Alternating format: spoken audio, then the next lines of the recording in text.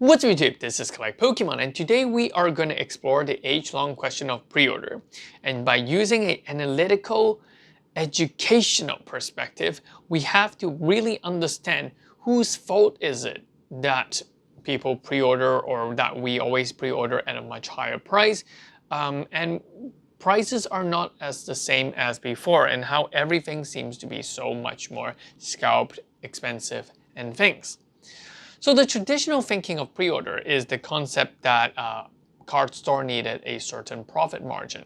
They needed a certain profit margin in order to pay for their overheads. Now, let's take an example. Assuming that a card store is getting Pokemon products from the distributor at $80 a booster box.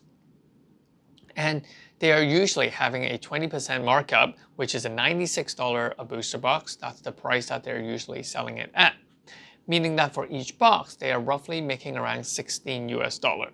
I know here you guys are going to say, oh, what about tax? What about credit card fees? Blah, blah, blah, blah, blah. But, let's just say, assume that that's what it is. Traditionally, before the time where Pokemon cards are that in demand, card stores can order as many boxes as they want, and they can actually sell as many boxes as they think that they can sell. Let's say that they have ordered 600 boxes. They get all 600 boxes, and they sell all of them for $96, making around $9,600 for that 600 boxes of booster box. Now that $9,600, that would take away and then they would have to minus their overhead fee, renting, they would have to sort out a lot of the tax, they have to sort out a lot of their employees, all these sort of stuff. So they will roughly make a slight profit from selling the products. Now the biggest problem now is that because all products are being allocated, and because of that, let's assume that the store is allocated only 1/3 of what they used to order.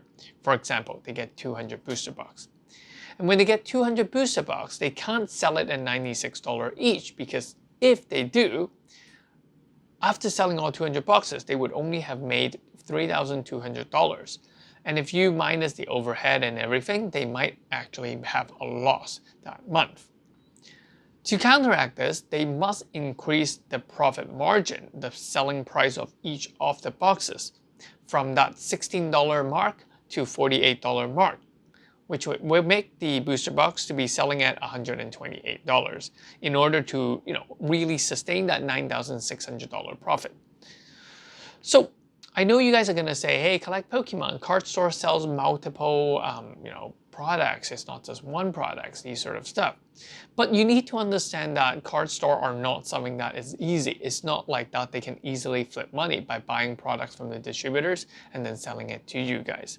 A lot of the products, such as the tins, a lot of the Elite Trainer box, we are required to buy it as a case. And a case usually have 3 of each. So for example, there might be a Charizard and then there's 2 other crap Pokemon in the tin, and most people are going to want that Charizard way more than the other 2 sets. But because of the way how distribution work, distributors require card store to take a set of these products, and they can't just choose, hey, I really want one side of them, I really want that Charizard only, because everyone wants that Charizard only. So what would happen to the stuff that are unsold? It would be considered to be what we call dead stock. And these dead stocks are, a loss. It's a liability to these card stores. So some of their profit must be able to cover some of these liabilities. Now the second question is that, hey, for pre-orders, Collect Pokemon, why don't you do any more Japanese pre-orders? Well, here's the thing. I'm very, very reluctant to do Japanese pre-order ever since the EV Hero set, simply because of the supply of the products. But on top of that, it's not just supply, it's the price that the products are selling us or distributing to us at. There are some distribution which are much more complicated than that. It's not like we can actually have a main distributor where we can go to. So for a lot of these Japanese products, there's always a guy that knows a guy from this guy who knows this guy. And things get a lot more complicated. And because of this, the price of the so-called distribution is much higher than normal. And it is almost impossible for me to predict what price a set will be at. For example, the distribution price, I'm going to get a calculator.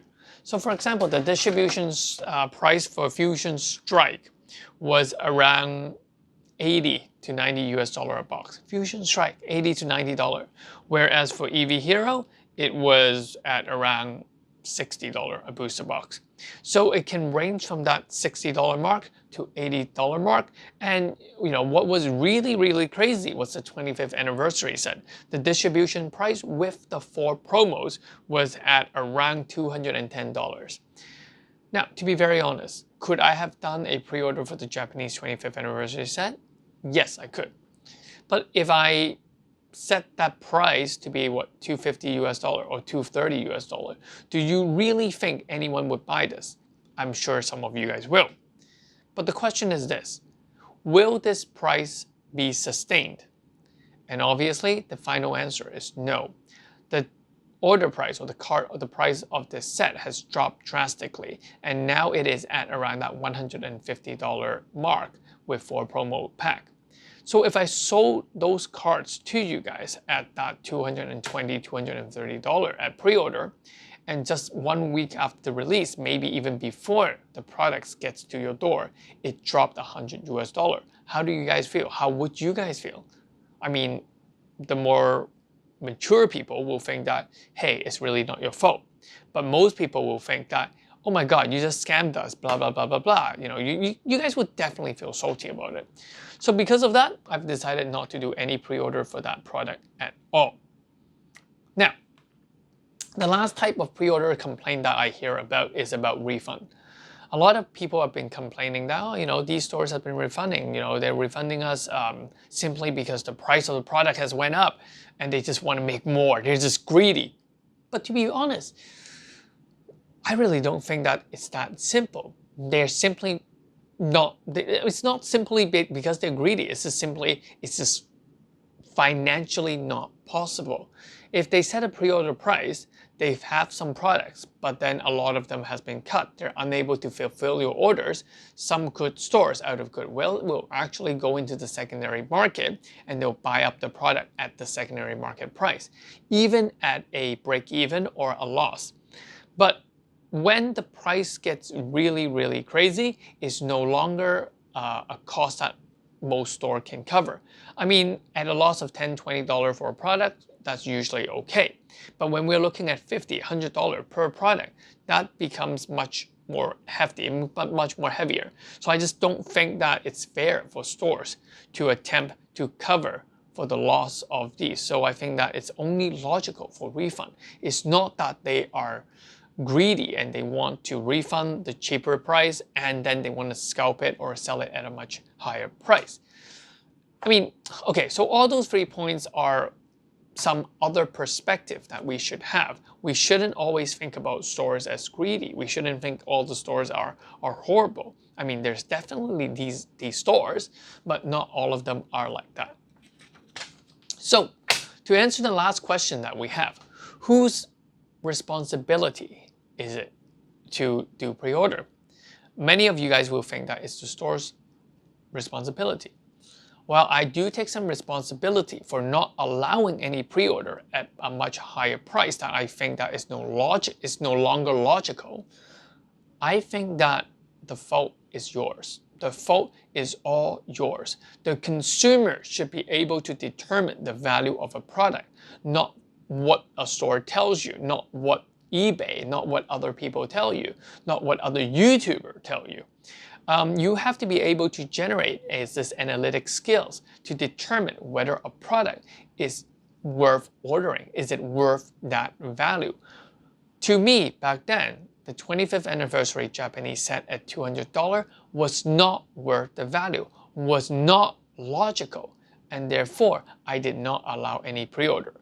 A matter of fact, I didn't even pre-order, I didn't order any of them for myself because I simply find that it was way too out of hand, way too expensive.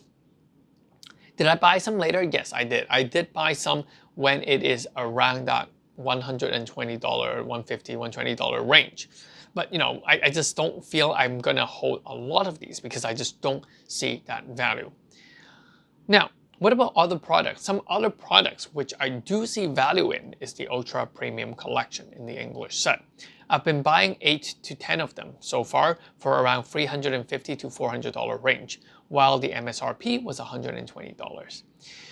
$300, $400, do I think is expensive? I do think it's expensive, but from the Hidden Fates Ultra Premium Collection, from the Celebration Ultra Premium Collection, sorry, and the even the Dragon Majesty Ultra Premium Collection, what we see is that that Ultra Premium Collection is selling for $600, $700 easily at that price. And currently, this much better, much more unique, much more cool Metal Card Ultra Premium Collection for Celebration is only selling for $350 or $400. I would definitely buy it. I would buy it without blinking my eyes. I was just buy. So I think that it all boils down to this. It all boils down to the consumer's responsibility to determine value. It's not it's not really good to blame anyone else for your own mistakes, for your own lack of due diligence. If you are new to this hobby, I do understand that, hey, you don't know much about this hobby. But for those who are in here, this hobby for long enough, you guys should take the responsibility. And also subscribe to this channel because here I would analyze the thoughts or my thought process in determining what is of value and what is not of value. So that's pretty much it for this video. I hope that you guys enjoyed this. I'll catch you guys in the next one. Peace. This is Collect Pokemon. Bye bye.